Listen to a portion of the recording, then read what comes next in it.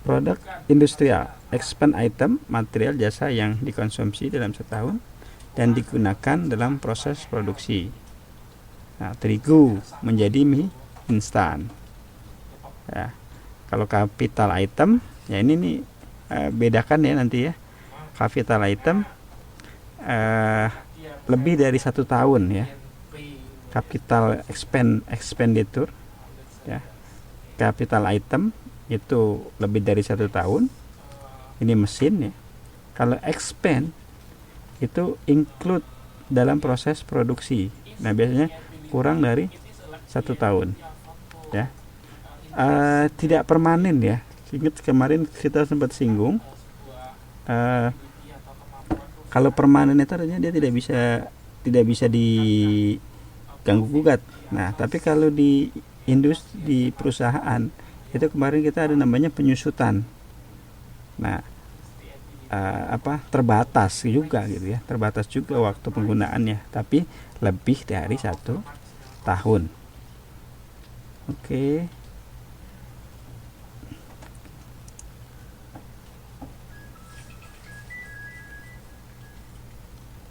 Halo, halo, suaranya masih ada? Halo, oke. Berarti di Mbak Tasripah yang tidak ada nih. Oke, saya lanjut ya. Lini produk ya, lini produk. Nah, sekelompok produk yang mirip dan ditujukan untuk konsumen yang serupa namun tidak identik ya. Nanti serupa namun tidak identik. Oke, silahkan dilihat ya nanti ya. Silahkan dilihat di modul. Jangan di halaman 7.7 ya. 7.7 ya, itu ada penjelasannya di situ ya. Namun tidak identik, ditujukan untuk konsumen yang serupa namun tidak identik ya. Nah, contohnya itu ada di halaman 7.8-nya itu. Oke. Di page ini oke, saya lanjut. Oke.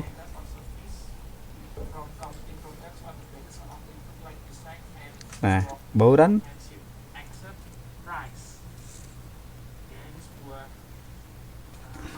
Mbak Nani, bagaimana langkah untuk mendaftarkan produk makanan supaya kita mengetahui dengan jelas kontennya?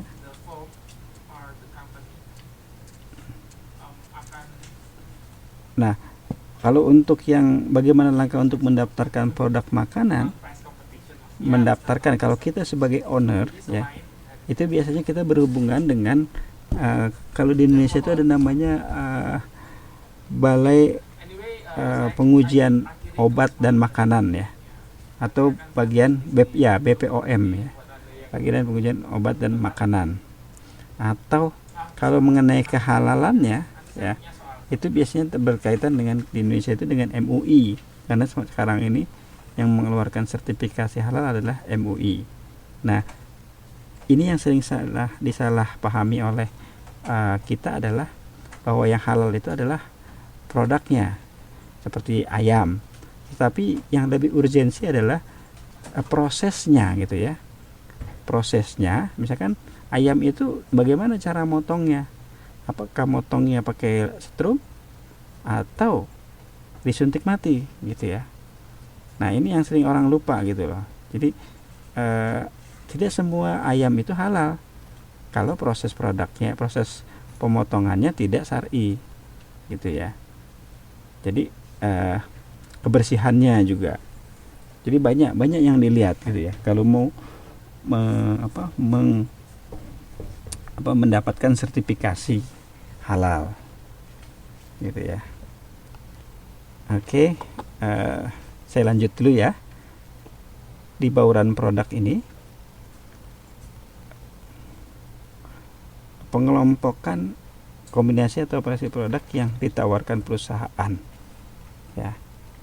Bauran produk terdiri lebar, panjang ya, dalaman, konsistensi.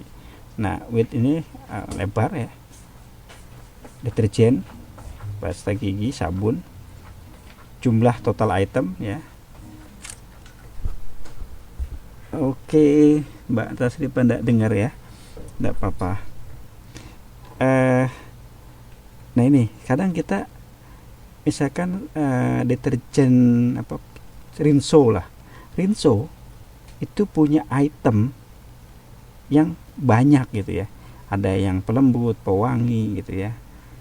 Jadi item leng itu total itemnya gitu ya. Nah, pelembut, pewangi, kemudian warna gitu ya. Oke. Kemudian variasi ya. Ada yang 1 kilo, 2 kilo ya. Ada yang saset ya. Kemudian seberapa dekat hubungan berbagai ini? Ini konsistensi consumer good-nya. Oke. Nah, pengidentification produk ya. Ada namanya merek ya. Sebuah nama gitu ya. Nah, branding itu biasanya ini ya, apa namanya, kata, logo, identitas yang membuat orang gitu ya mudah untuk mengingat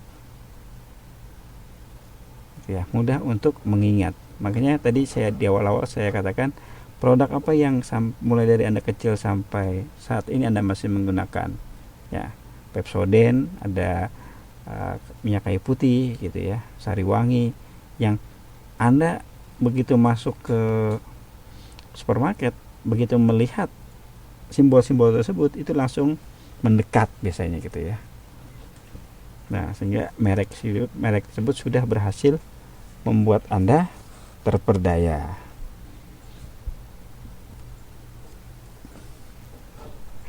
Oke. Kemudian ini apa namanya? Packaging ya, pengemasan. Ya. 3 level pengemasan ini. Dasar, kedua, kemudian pengiriman ya. Otomatis semakin baik packaging, maka orang akan senang gitu ya. Belum bisa menikmati isi makanannya, tapi melihat packagingnya saja orang sudah kenyang gitu ya. Nah, manfaatnya apa? Self service ya, kesempatan beroperasi, memiliki hak milik dan intelektual. Oke, Mbak Tasripa, selamat bergabung kembali. Ya, label. Nah, fungsinya apa? Mengidentifikasi produk, mengelompokkan produk, menggambarkan produk, mempromosikan produk. Nah, label itu ya. Sekarang kita kalau melihat label, kalau Anda lihat ya, label itu adalah isi gitu ya. Isi dari kemasan, isi dari produknya. Apa sih kandungannya gitu ya. Gitu ya. Nah, ini pengembangan. Oke, saya cepatkan saja yang ini. Ini siklus hidup produk ya.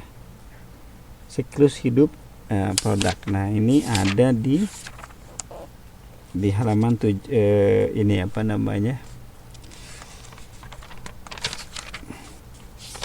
Di halaman Anda nih kayaknya enggak ada nih. Cuma sama lah. Ya.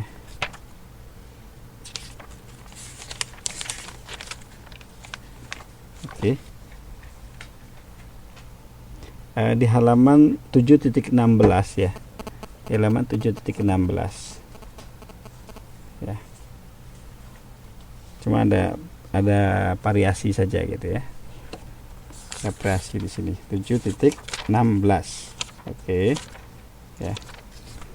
Ini mulai dari introduction ya, pengenalan. Kemudian begini statusnya nih. Kalau pada posisi maturity ya,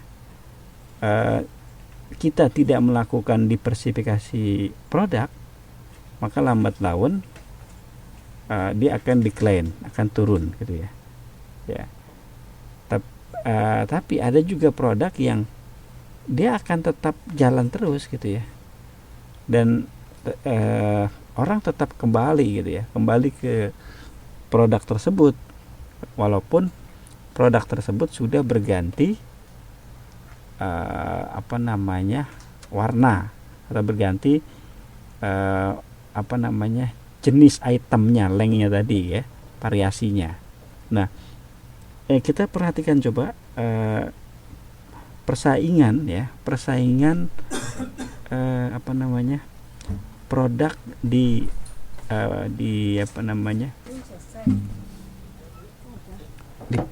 produk sabun lah ya.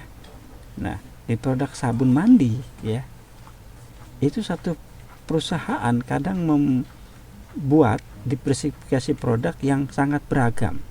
Kenapa? Karena ada kompetitornya masuk ya, masuk dengan merek jenis barang yang sama tapi rasanya berbeda gitu ya, mix gitu ya. Nah, ini di sini. Nah, ini yang ini ya, marketing objektifnya competition ini bisa dilihat di sini ya. Tapi ini tidak usah dilihat di sini. Anda konsentrasi nanti di buku Anda yang 7.1 saja, 7.17 saja nanti ya. 7.17 karena yang ini versinya bahasa Inggris ya. Jangan pakai yang ini ya. Tapi nanti kembali pahami yang 7.17 ya. Oke. 7.17.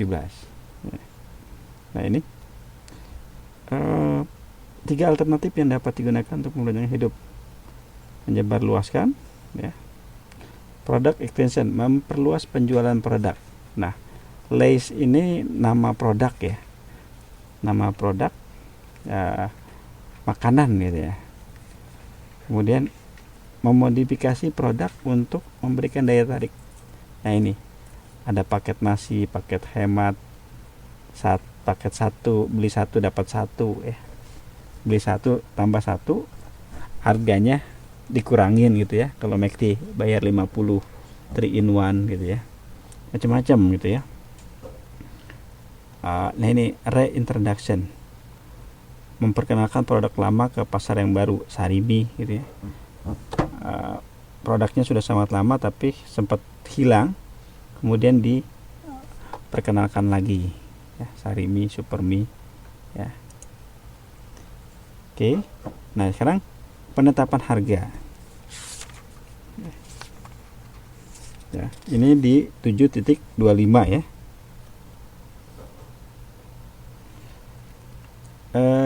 Kita 5 menit lagi lah, nanti 15 menit sisanya kita pakai tanya jawab.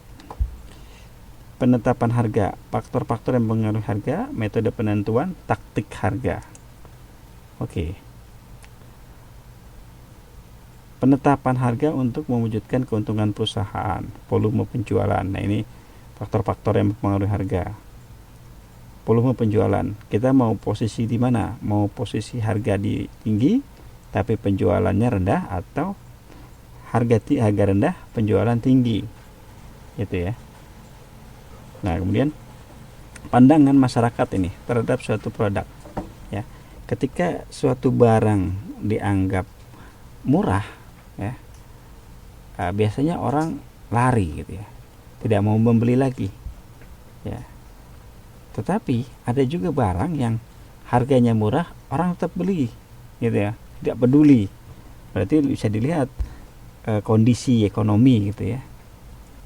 Barang-barang yang harganya murah orang tetap beli. Contohnya apa? Minyak sayur curah gitu ya, di Indonesia banyak.